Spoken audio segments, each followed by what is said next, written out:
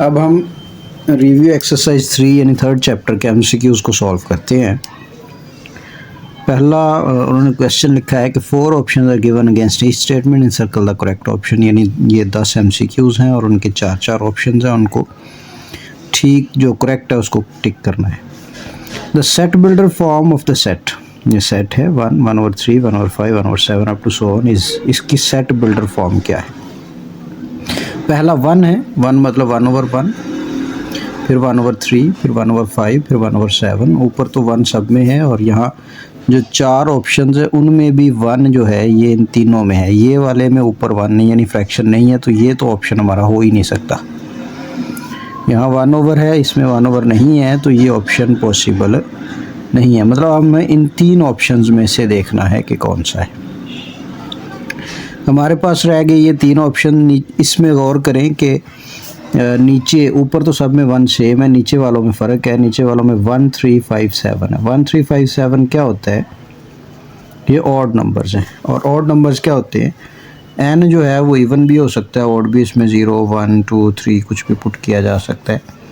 2n जो है वो हर हाल में अब देखें कि इवन ही होगा, जैसे 0 1 2 इज़ 0, 1 2 इज़ 2, 2 2 इज़ 4, 3 2 इज़ 6।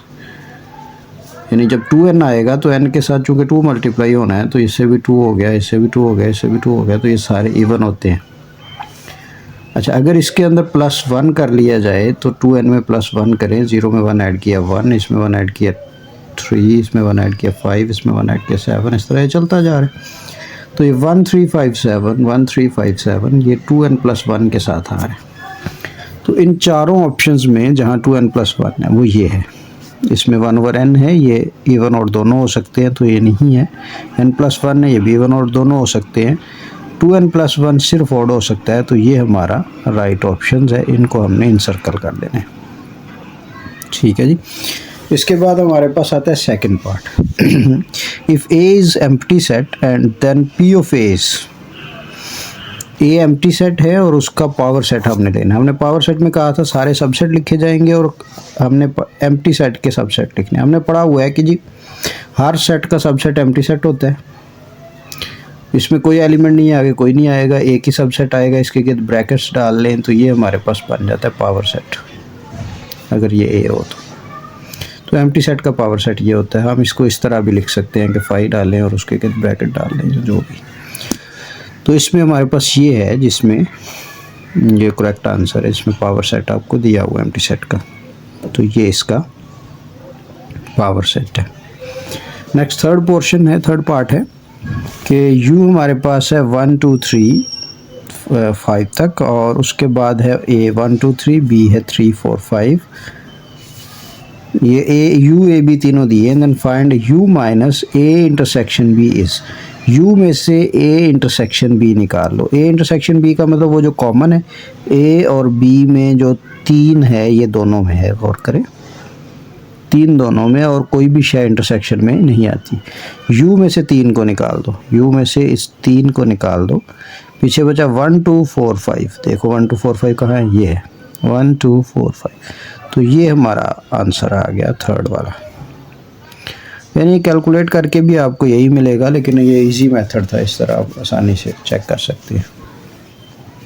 4 देखें, if A and B are overlapping sets. Overlapping sets का मतलब होता है कि हम इसकी वेन डायग्राम थोड़ी सी आप चेक करें। ये है ओवरलैपिंग सेट्स, ये ए और बी ओवरलैपिंग सेट्स हैं।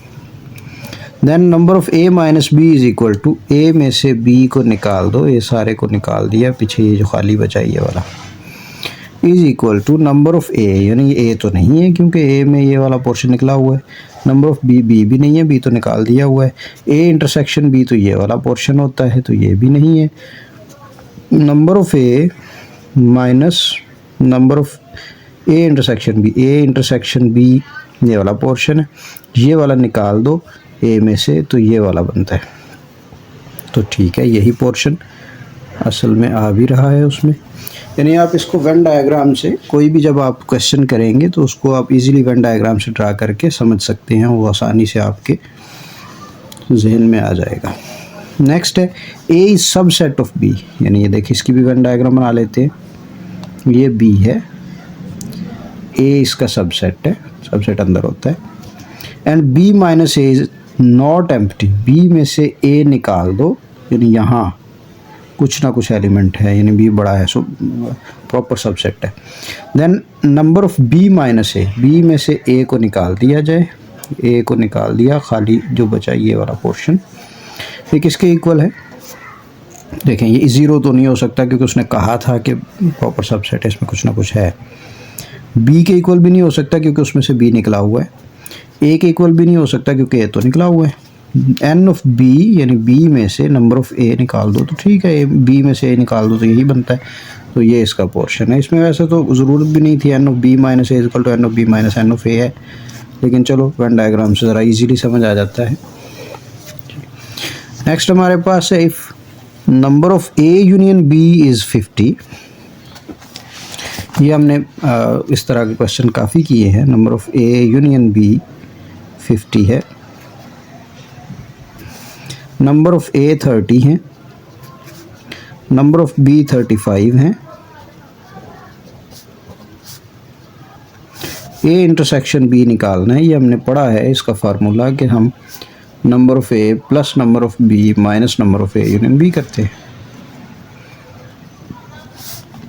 यानी 35 प्लस 30 माइनस 50, 65 माइनस 50, तो ये है 15। तो ये देखें जी, ये हैं 15, यानी इसको आप कैलकुलेट कर सकते हैं। उसके बाद नेक्स्ट हमारे पास है 7th part, if A is this and B is this then the cartesian product of A and B exactly contains. इसमें 4 एलिमेंट्स हैं, इसमें 3 एलिमेंट्स हैं, 4 3 द 12 एलिमेंट्स टोटल होंगे कार्टियन प्रोडक्ट में, यानी ए क्रॉस बी में। कार्टियन प्रोडक्ट का मतलब है ए क्रॉस बी या बी क्रॉस ए।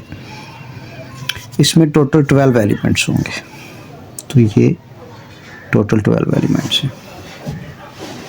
इसके बाद हमारे पास 8th है, if F of X is then value of F of A plus 1 is equal to, F of X हमें गिवन है,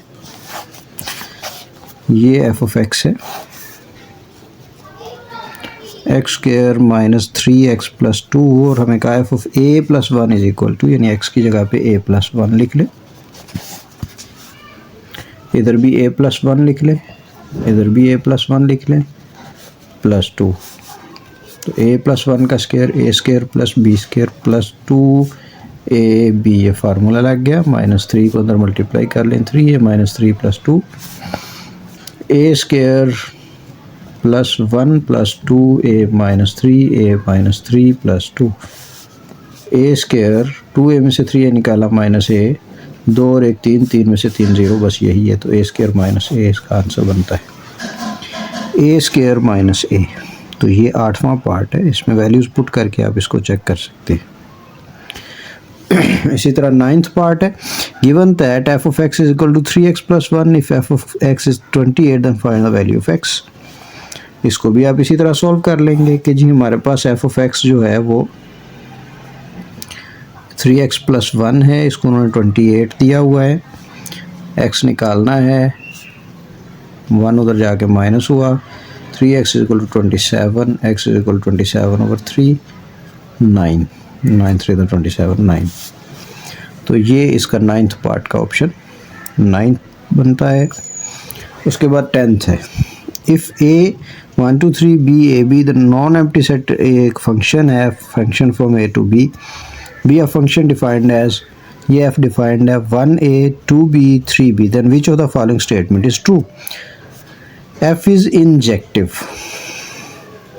इंजेक्टिव का मतलब होता है कि जी उसके अंदर रेंज जो है वो बड़ी हो और इस रेंज छोटी और बी रेंज का सबसेट हो, यानी टाइप्स ऑफ फंक्शन की बात हो रही है,